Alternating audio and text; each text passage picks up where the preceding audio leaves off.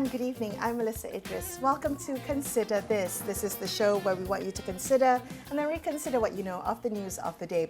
A remarkable discovery has been made in Malaysia's Bujang Valley, which has uncovered a 1,200-year-old Buddha statue and stupa dating back to the 8th or 9th century.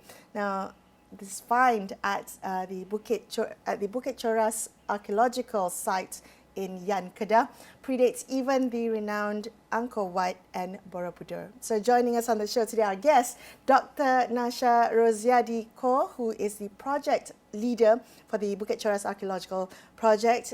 He's a senior lecturer at USM's Centre for Global Archaeological Research, and he'll take us through the fascinating details of this discovery and its implications for Malaysia's ancient history. Welcome to the show, Dr Nasha. Thank you so much for being here with me. Let's start with the significance of this discovery. Tell us why this is such a significant archaeological find. Now, when we excavated the site recently, we have uncovered material remains with architectural and artistic features showing foreign influence, but built by using local material and possibly local manpower and building technology. Okay, and this had shown that certain segments of population within the coastal communities of ancient Kedah had the ability to manifest, to materialize foreign conception of architecture, foreign conception of art through their material culture within the socio-environmental context. So these people, they were able to transform their knowledge regarding foreign architecture by using their own technology, by using their own material. Okay. So this is the significance, to show that the local people were agents, were recipients of the transmission of ideas into the society from the foreign source. Okay. Yeah. But what does that tell us about put that into context for us in terms of the multiculturalism yes. of this discovery? Yeah. Okay, now, the historical and archaeological evidences had clearly shown that ancient Kedah once functioned as a center for trade. Okay, as any other trade hubs in the region, there were local communities, indigenous communities, as well as communities of traders, artisans, pilgrims and travelers living side by side with the locals. Now, there is this question regarding the interaction between the local communities and the foreign communities. And is it just transactional in nature, but were there also cultural and religious interaction between the different communities? So the archaeological findings in Bukit Choras can give us some insights regarding the possible cultural and religious relation between the local communities as well as the foreign communities. Okay, that's fascinating. I'm going to ask you to rewind a bit and then maybe set into context. How did this project, so you're project leader for this archaeological project, how did it come to be, and how did you, walk me through the inception of the project and the lead up to the discovery? Okay, we were not the first to study the Bukit Choras site, okay, because the site was first excavated in the year 1937. 1937? Yes, wow. Yeah, it was in 1937 when a British scholar did some trial excavation of the area, but he did not furnish enough information regarding the architecture and anything. He just did several holes, he took out one artifact and sent it off to Singapore. And we didn't have any information regarding the architectural features and everything. So in the year 2017, we received a research grant from the Ministry of Higher Learning to conduct a geophysical survey in the area, where we used the geomagnetic method to detect buried features underneath the soil. And through this method, we detected large buried structure. Okay, large buried structure. And we wanted to determine whether or not the structure were real monuments, were real temples, and we applied the funding again. And the Ministry of Higher Learning again gave us funds for excavation. And after we excavated the site on September 2023, it led to the rediscovery of the Bukit Choras archaeological site. And in contrast to what was reported in the year 1937, the site that we discovered was far more intricate. It has a more complicated architectural features, and we also discovered 2 statues at that time in September 2023. But the statues were not complete. you know, just the body without the head, Oh, I and see. it was quite broken. Yeah? Okay. So we can't see much iconographic features on that. And just 2 months ago, on April, from April to May, we did another excavation which led to this groundbreaking discovery of a complete Buddha statue. Wow. The statue is life-size. It is intact. We can clearly see the facial features, the drapery, the sitting position, the pedestal, all complete. So this is one of the biggest, the most intact, and the most, I can say, beautiful Is it statue. rare? Is it rare for archaeological finds to be that intact?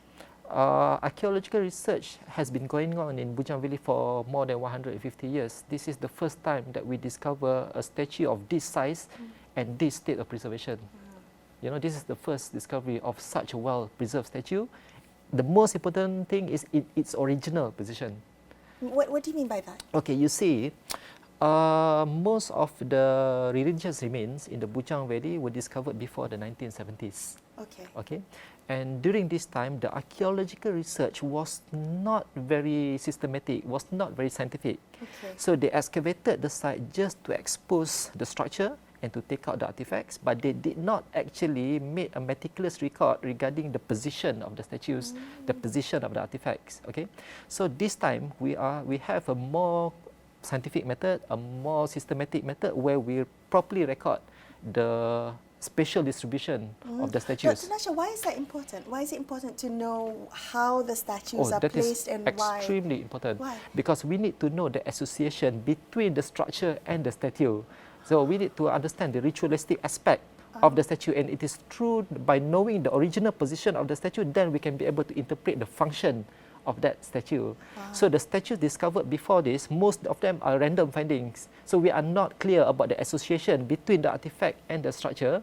But for this finding, we are able to record them properly and understand the association and context. So you did that geophysical survey first of the area. Yes. Was that the first time that a proper geophysical survey Yeah, had been done of the area definitely, yeah. to map out what Yep, was happening, yep. and therefore you could see which areas to excavate? yep. Did you face any challenges when you were trying to set up that entire project, the mapping and the excavation? The biggest challenge for our archaeological project is logistics. Tell me. Logistics, because the site is located on top of a very steep hill. The hill is around 50 to 60 meters tall, extremely steep, and during rainy season, extremely slippery also. So we have to carry up and down all our equipment, our supplies. By yourselves? Yeah, Wow, me and my workers. So we have to carry up all the equipments, and after we are finished, we have to bring them down.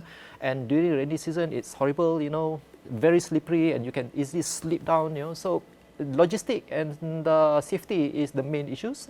But my team members, they are very experienced in working in such a difficult area. So yeah, we were able to overcome the logistic issues. All right. So how do you go about preserving an archaeological dig, right? So you're trying to excavate. It doesn't happen overnight. How does that process work? For the people of us sitting at home who may not have ever been exposed to this, what is that process like? How slow is it to excavate and, you know, the discovery? It doesn't happen overnight, so you find a wonderfully preserved Buddha statue. Well, excavation is always a slow process, you know, because we need to uncover the soil layer by layer.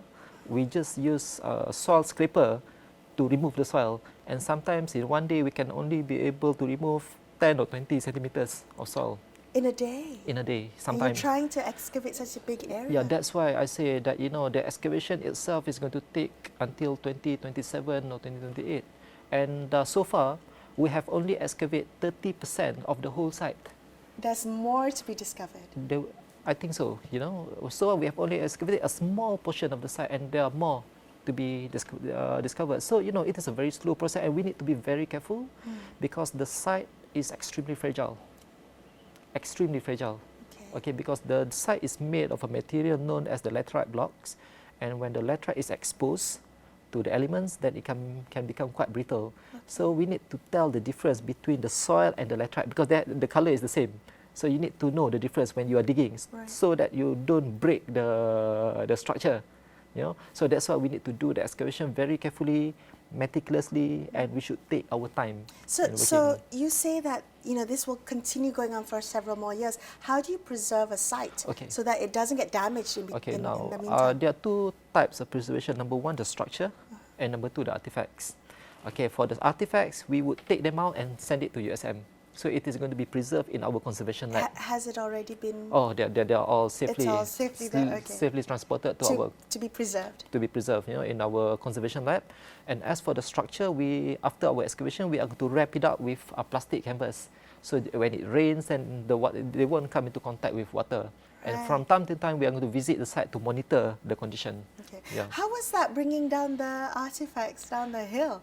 With difficulty. I can only imagine. You're bringing stuff up is one thing, but bringing down such a fragile and invaluable and artifact. The statue is 120 kilograms. Oh my God. And it's life size. Life size, 120 kilograms, and we just use our sheer might to bring down the statue. We made our own litter, so we put them on our shoulder, 5 to 6 people.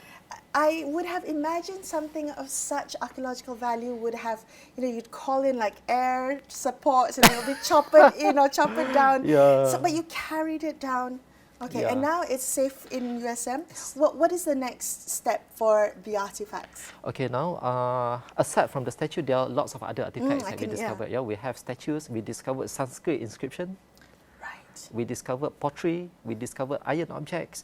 So our priority right now is number one, to conserve the artifacts. The statue, we need to conserve them and restore them.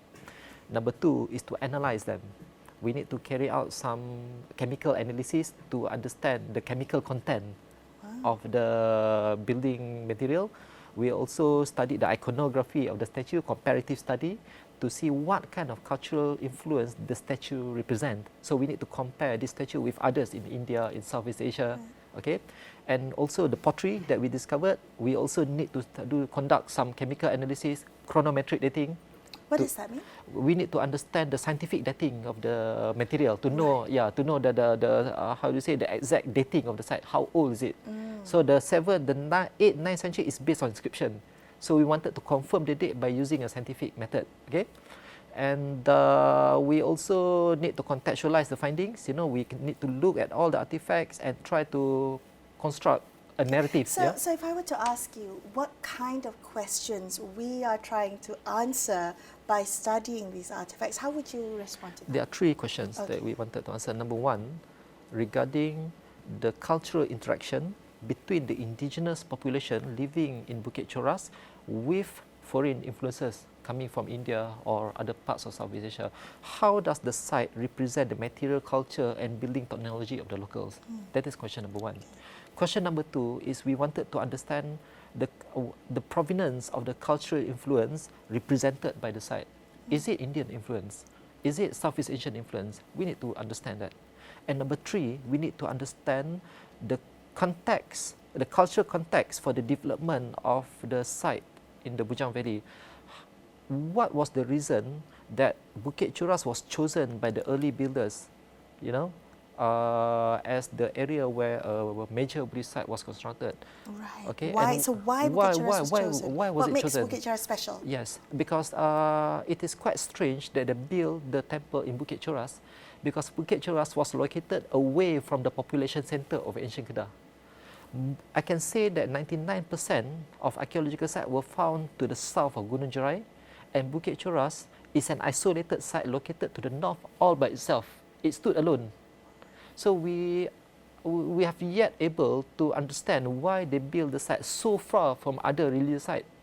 Okay, so we have several hypotheses, but we need to confirm them through proper studies, through comparative studies with other sites in Southeast Asia. And these are exciting questions to ask because they're different. They want to help us understand the history. All right, we're going to take a quick break here and consider this. We'll be back with more. Stay tuned.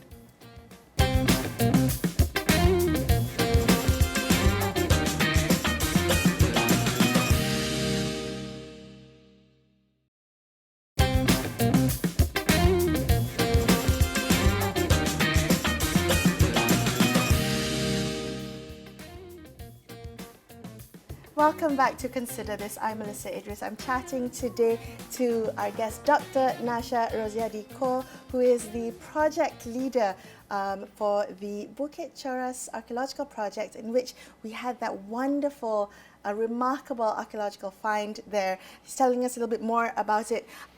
Talk to me about the inscriptions. So the Buddha statue had inscriptions on it.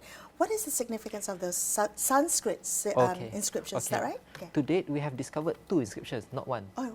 2. Okay, we found the inscription at the north side of the temple and south side of the temple, and the inscription was placed on the lap of the statue. Wow. Okay. Do we know what that means? Yes, we have just translated the inscription actually. The inscription was written in a script we known as the post-Pallava script. It can be dated somewhere between the 7th to the 9th century CE, and it contained a Buddhist text known as the Sagaramati Paripricha text. Okay, the content of the text, it mentioned about the doctrine of emptiness, about conditionality, and the attributes of the Buddha. Okay. And the inscription with the same text had been found in other sites in the Bujang Valley, okay, in Kampung Sungai Mas, in Sungai Batu, in Kampung Bendang Dalam. So we have so far discovered 5 inscriptions in Bujang Valley with the similar content, and 2 of them were discovered in Bukit Choras. Okay, so it is something, something which can provoke our curiosity regarding why inscriptions with the same content were discovered in the Bujang Valley, 5 of them. So we are still working on that right now. That's remarkable. Yeah. Talk to me about the dating. So part of the research that's currently going to happen in USM now is to find ways to date the artifacts. Yes. Why is that important? And roughly we think it's what, 7th, 8th century. Yeah. But now we think it's predating Angkor Wat and Borobudur. How do we think about that in terms of the historical context? Okay, currently the dating of the Bukit Choras site is still preliminary. Okay, because it is based on the paleography of the inscription, which associated with the structure itself. So we need more scientific dating, but our preliminary dating is around 7th to 9th century CE. And it is important for us to date the site in order to contextualize the finding in Bukit Choras with the regional development in the area. And we want to compare the date with Angkor Wat. Yes, it is older than Angkor Wat, but there are sites in the Cambodia and Vietnam which is far older than Bukit Choras. So I think that when we want to compare the dates, then we won't learn anything new actually. It is more important for us to look Bukit Choras, Bujang Valley and the Angkorian kingdoms and other pop polities as a network of settlements, as of network of population centers with different level of cultural complexity, but all emerged due to the transmission of ideas, direct or indirect, from India. And we need to look at their economic role, we need to look at their geopolitics, we need to look at how they were interconnected with one another, so that we can learn about the regional history from our finding. That's in Bukit remarkable. Choras. Yeah. I mean, if you were to explain to the audience today why this was such an exciting discovery and why it's really important for us to celebrate our archaeological heritage and to invest in preserving this history, how would you respond to that? Well, you know, when we do archaeological research, the most important thing that we can give back to the public are lessons. What historical lessons can we learn from the archaeological sites? And in my opinion, there are 3 main things that we can learn from Bujang Valley. Number 1, regarding the importance of multiculturalism. Okay, we know that in the Bujang Valley as a trading area, there were communities of foreigners coming from India, China, Persia, Arabia, living side by side with the local communities. And the presence of these foreign travelers, foreign artisans, what they did was they brought in their technology, they brought in their culture, which led to the cultural complexity, economic development of the locals.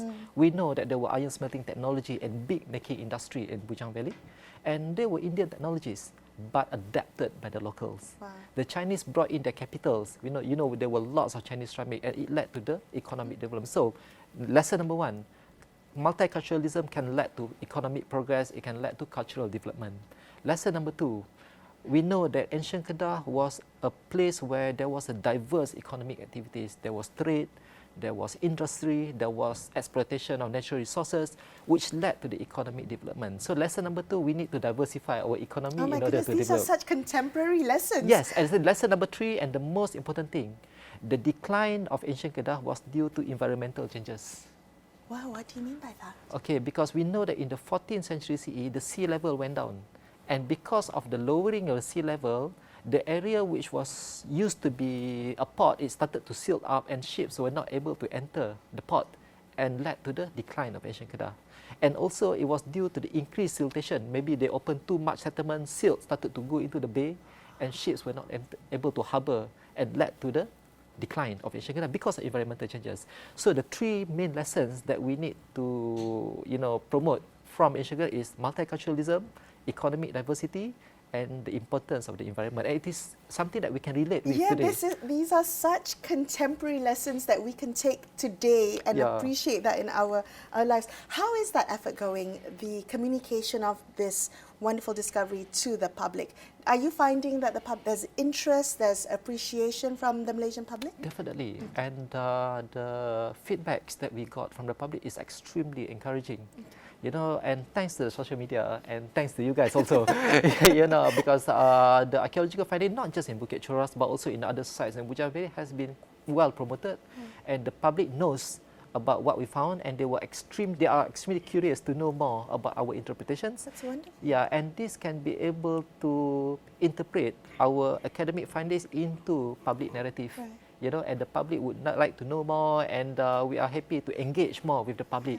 I guess the reason I ask is because, as a kind of capitalist society now, we always appreciate the new. We want to build, we want to tear down and build something new, as opposed to preserving the old, discovering what our history and our heritage is.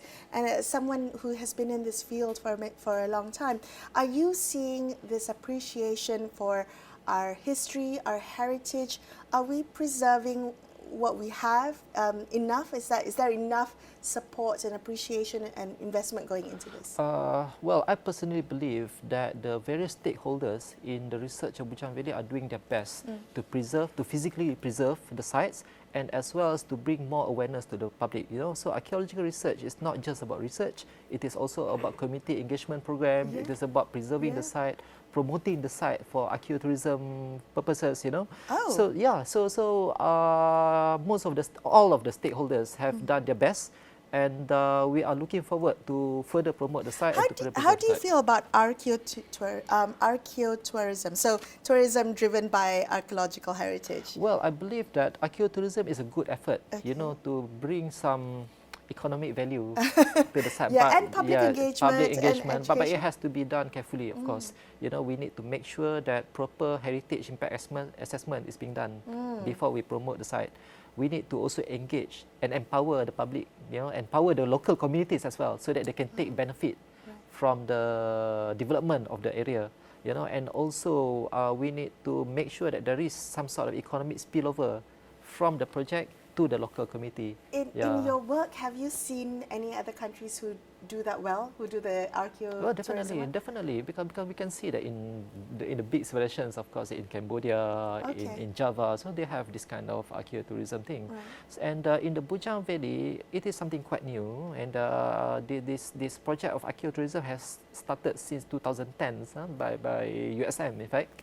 And with the discovery of more archaeological sites, especially the sites which are aesthetically pleasing, let me say, so you can be able to attract more visitors. So we have a complete statue, we have a beautiful structure, and for Bukit Choras in particular, I believe that it can be part of a bigger tourism initiatives. For instance, in the Yan district, they can have this Pelancongan Desa, where Bukit Choras can be part of the tourism package. They can have eco-tourism for hiking and everything. So it can be part of the package, and it can be able to, strengthen the local community through this economic spillover from the project. So in the couple of minutes we have left, Dr. Nasha, what's next in terms of your research?